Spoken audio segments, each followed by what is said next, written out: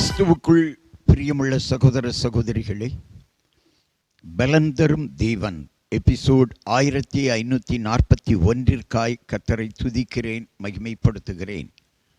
இந்த நாளிலும் ஏசாயா தீர்க்கதரிசியினுடைய புஸ்தகம் 1 அதிகாரம் 11வது வசனத்தை நான் உங்களுக்காக வாசிக்கின்றேன். உங்கள் பலிகளின் திரள் எனக்கு என்னத்துக்கு என்று கர்த்தர் சொல்லுகிறார். ஆட்டுக்கடாக்களின் தகன பலிகளும் கொழுத்த மிருகங்களின் தினமும் எனக்கு அரோசிகமாய் இருக்கிறது. ஆண்டவர் பலிகளை விரும்புகிறவர் அல்ல. பலி கொடுப்பதை அவர் விரும்பவில்லை. பழைய ஏற்பாட்டின் காலத்திலே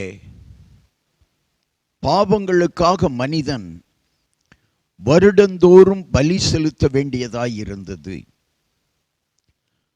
ஒரு வருடத்திலே செலுத்தின பலிகளினாலே அந்த மனிதனுடைய பாவங்கள் தற்காலிகமாக அவனை விட்டு நீக்கப்பட்டதே ஒழிய நிரந்தரமாக நீக்கப்படவில்லை. எனவே வருடந்தோறும் பாவ நிவாரண பலிகள், சமாதான பலிகள், சர்வாங்க தகன பலிகள், எல்லா பலிகளும் செலுத்த வேண்டியிருந்தது. அது மனிதர்களுக்கு செலவினமாகப்பட்டது.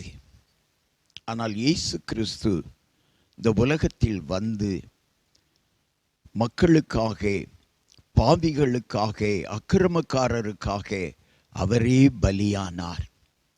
ஒரே தடவை அவர் பலியானார்.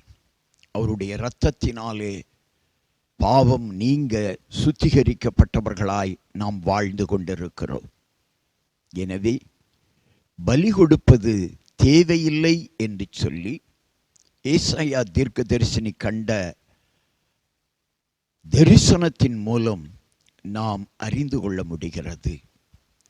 வேதங்களிலே அநேக இடங்களிலே சங்கீதக்காரன் கூட பலிகளை ஆண்டவர் விரும்புவதில்லை என்று சொல்லி பதிவு செய்திருக்கிறார்.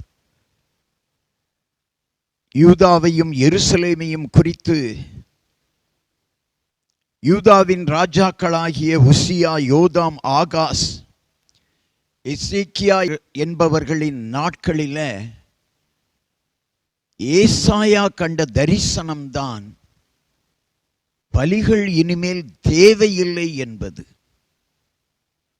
ஏனென்று சொன்னால் இயேசு கிறிஸ்து பலியாக வரப்போகிறார் என்பதை முன்னமே அறிந்தவர், தரிசனத்தில் கண்டவர் ஏசாயா. கிறிஸ்துவனுடைய பிறப்பை, அவருடைய ஊழியங்களை, அவர் அடிக்கப்படுவதை, இறுதியில் மரிப்பதை, உயிர்த்தெழுவதை எல்லாம் தரிசனமாக கண்டு இப்படியெல்லாம் நடக்கும் என்று சொல்லி 600 ஆண்டுகளுக்கு முன்பதாகவே தரிசனத்தின் மூலமாக இயேசு கிறிஸ்துனுடைய வரலாறு அங்கே பதியப்பட்டிருக்கிறது. எனவே பலிகளை ஆண்டவர் விரும்புகிறவர் அல்ல. கிறிஸ்தவத்தில் ஒரு சிலர் இன்றைக்கும் போய் ஆடு, கோழி இவற்றை பலி கொடுக்கிறார்கள். அதை சில ஊழியர்கள் அங்கீகரிக்கிறார்கள். இயேசு கிறிஸ்து பலியானார் எனக்காக என்பதை என்றைக்கு உணர்ந்து கொள்கிறார்களோ அன்றைக்கே அவர்கள் செலுத்துகிற பலியெல்லாம் நிறுத்தப்படும். கண்களை மூடி ஜெபிக்கலாம். பாவிகளுக்காக இயேசு பலியானார்.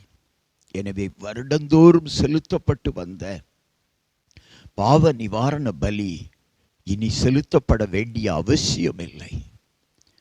இந்த செய்தியை கேட்டுக்கொண்டிருக்கிற ஒவ்வொருவரும் இயேசு கிறிஸ்து எனக்காக, என் பாவத்திற்காக, என் அக்கிரமத்திற்காக பலியானார் என்பதை உணர்ந்து கொள்வார்களானால் பாவத்திலிருந்து விடுதலையாகி பரிசுத்தமாய் வாழ்வார்கள்.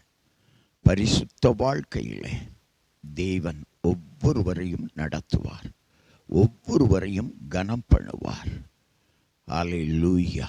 கிறிஸ்தவம் என்பதை பரிசுத்தத்திற்கு வழிகாட்டுகிற, பரிசுத்த வாழ்க்கையை வலியுறுத்தி சொல்லுகிற ஒரு மார்க்கம். எனவே பரிசுத்தமாய் வாழ இயேசு எனக்காக பலியானார் என்பதை நம்புங்கள், விசுவாசியுங்கள். உங்கள் வாழ்வு பரிசுத்தமாய் மாறும். இயேசு கிறிஸ்துவின் நாமத்தில் ஜெபிக்கிறேன் பிதாவே. ஆமென். ஆம்.